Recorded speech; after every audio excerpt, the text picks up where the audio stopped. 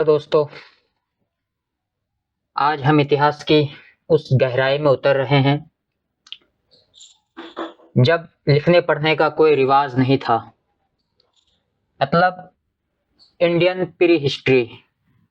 और ये जानना बहुत ही ज़रूरी है। जैसे गवर्नमेंट एग्ज़ाम हो, यूपीएससी हो या कोई भी गवर्नमेंट एग्ज़ाम उसकी तैयारी के लिए, या आप खुद भी जान सकते हैं हमारी इतिहास कैसी थी, क्या थी।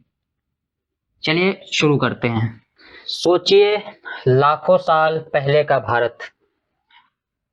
ना कोई गांव, ना शहर, सिर्फ जंगल, जानवर और पहले के हमारी शुरुआती पूर्वज। और उनकी कहानी हमें मिलती है पत्थरों में बने औजारों से, गुफाओं में बने पेंटिंग से, और जो पुरानी हड्डियां मिलती है उनसे। और समझने में आसानी के लिए आर्कियोलॉजिस्ट ने इंडियन प्री हिस्ट्री को 3 हिस्सों में बांटा है। Prehistory, palaeolithic age, mesolithic age और थर्ड नियोलिथिक एज, और एक एडवांस लेवल में चाल्कोलिथिक एज। चलिए शुरू करते हैं इंसान के जबरदस्त सफर को। ये डिवीजन हमें दिखाता है कि कैसे इंसान ने एनवायरनमेंट के साथ खुद को अडॉप्ट किया और धीरे धीरे हंटर गैदरर से इंसान बना और फिर मेटल वर्कर बना। और ये याद रखना बहुत ही जरूरी है कि ये कोई सीधी रेखा की कहानी नहीं है। इसमें बहुत सारे रीजनल वेरिएशन भी हुए, लेकिन हाँ, ये फ्रेमवर्क समझने के लिए बहुत ही जरूरी है। तो सबसे पहले पैलियोलिथिक एज। ये सबसे लंबा दौर था। मतलब आइस एज का जमाना। लाखों साल लोग घुमंतू थे, एक जगह टिकते नहीं थे, गुफाओं में रहते थे और बड़े भारी पत्थर का औजार इस्तेमाल करते थे, जैसे हैंडेक्स, कलेवर। ये जानवरों की खाल उतारने या बड़े पेड़ों की जड़ें खोदने के काम आते थे। और भीमबेटका जैसी जगहों पर इनके निशान मिलते हैं। और इस लंबे दौर में भी, मतलब पैलोलिथिक एज में भी, औजारों में बदलाव आया। शुरू में भारी टूल थे, मतलब पत्थरों के गिटक से ही औजारें बनाते थे। और फिर मिडल पैलोलिथिक में फ्लेक्स टूल आए, यानी पत्थर के पपड़ी या उसे छिलका निकालकर टूल्स बनाते थे। मतलब ज्यादा नुकीले, ज्यादा एफिशिएंट। मतलब तकनीक बेहतर हो रही थी धीरे धीरे।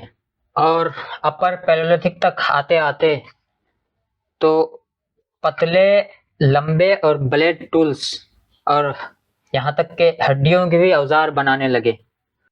और इसी समय भीमबेटका जैसी जगहों में आर्ट, यानी के गुफाओं में चित्रकारिता भी शुरू हो गई थी। आंध्रा की कुर्नूल गुफाओं से हड्डियों के औजार मिले हैं। फिर आया मेसोलिथिक एज, यानी मध्यपाषाण काल। मतलब 10,000 बीसी से आइस एज खत्म हुई, मौसम बदला, फिर मौसम नम हुआ और पहले जैसे बड़े जानवर अब नहीं रहे, या उनकी जगह ज्यादा छोटे और फुर्तीले जानवर आ गए। फिर शिकार का तरीका भी बदला। अब जरूरत थी छोटे पैने पत्थरों के औजार की, माइक्रोलिथ्स। ये बहुत छोटे होते थे। ये इतने छोटे होते थे कि आप उंगलियों के पोरों जितने छोटे होते थे। इनको तीर या लकड़ियों या हड्डियों में लगाकर, भाले या नुकीले किसी चीज में लगाकर मारते थे। इसको आप कंपोजिट टूल्स कह सकते हैं।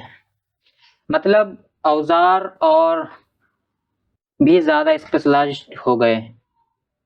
और सिर्फ शिकार ही नहीं, हंटिंग फिशिंग के साथ साथ लोग पौधे उगाना और फसलें इकट्ठा करना शुरू कर दिए थे। और इसके साथ साथ जानवरों को पालतू बनाना भी शुरू कर दिए थे। तो आपके माइंड में ये सवाल आता होगा कि उस दौर में सबसे पहले कौन से जानवरों को पालतू बनाना शुरू किए थे? तो शायद कुत्ता को पालतू बनाना शुरू किए थे। और इसके सबूत मिलते हैं राजस्थान में बागों जैसे जहाँ से, उसके बाद एमपी में आदमगढ़ जैसे साइट से इसके सबूत मिलते हैं। मतलब इन जगहों से कुत्तों की हड्डियां मिली है। और भीमबेटका जैसी जगहों में इस टाइम में लोग शिकार करना, फैमिली बनाना, कम्युनिटी शुरू कर दिए थे भीमबेटका में। वो एडवांस थे इन सब बाकी जगहों से।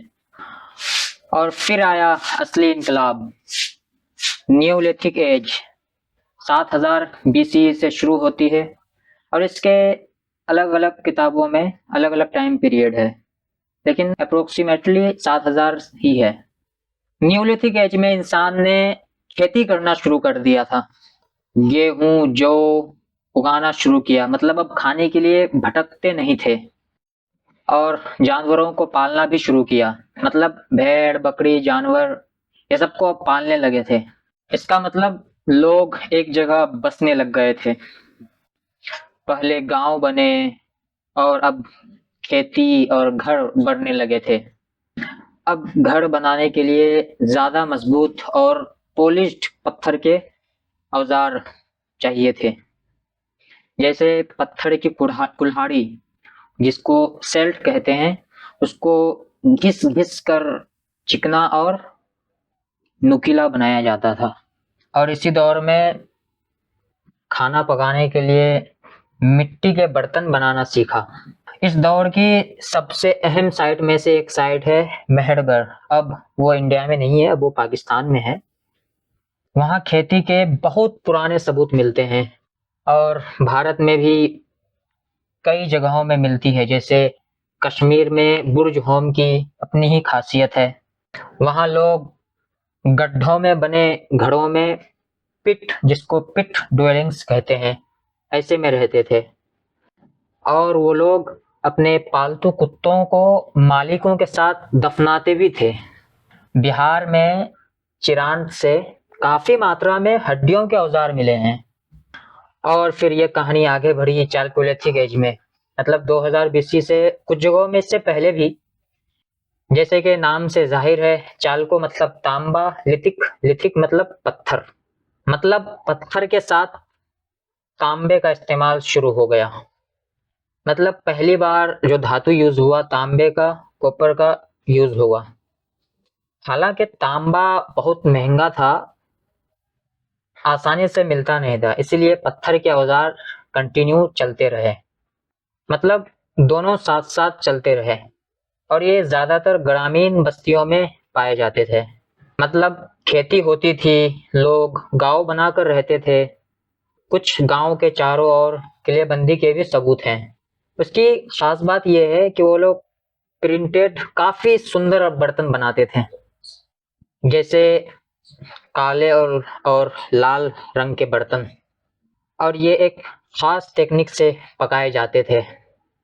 और ये संस्कृति फैली थी, आहार बना संस्कृति फैली थी राजस्थान में, मालवा संस्कृति फैली थी मध्य प्रदेश में, जोरवे संस्कृति महाराष्ट्र में। ये कुछ प्रमुख क्षेत्र थे। इनाम गांव और दायमाबाद जैसी बड़ी बस्तियां भी मिली है। ये एक तरह से हड़प्पा सभ्यता के साथ या उससे पहले के ग्रामीण भारत था। ये दिखाता है कि जब हड़प्पा सभ्यता में शहर थे, तब भी देश के बाकी जगहों में लोग गांव बनाकर रहते थे। मतलब बाकी जगह भी डेवलप हो रही थी। तो ये थी दोस्तों भारत के पुराने इतिहास की कुछ हिस्सा, जिसमें हमारे पूर्वजों ने पत्थर के औजार से घर बनाना, खेती करना और बहुत सारी चीजों को काम जिंदगी गुजारते थे। तो दोस्तों अब तक हमने जितनी भी ये पैलियोलिथिक, मेसोलिथिक और न्यूलिथिक डिस्कस करी है, इनका एक मकसद है। लेकिन ये सब चीजों का जो हमें निचोड़ है, जिसको हम एविडेंस कहते हैं, वो आखिर मिलता कहाँ से है? आइए जानते हैं। शायद ये सवाल आपके मन में आया होगा, तो इसका जवाब है जमीन के नीचे से। ज्यादातर ये जो सोर्सेज हमें मिलती है वो जमीन के नीचे से मिलती है। और इसका पहला टाइप है आर्कियोलॉजिकल सोर्सेज, यानी कि जो भी चीजें हमें जमीन के खुदाई से मिली है, फर्स्ट टाइप वो है। इसमें सबसे पहले आते हैं स्टोन टूल्स, यानी पत्थर के औजार।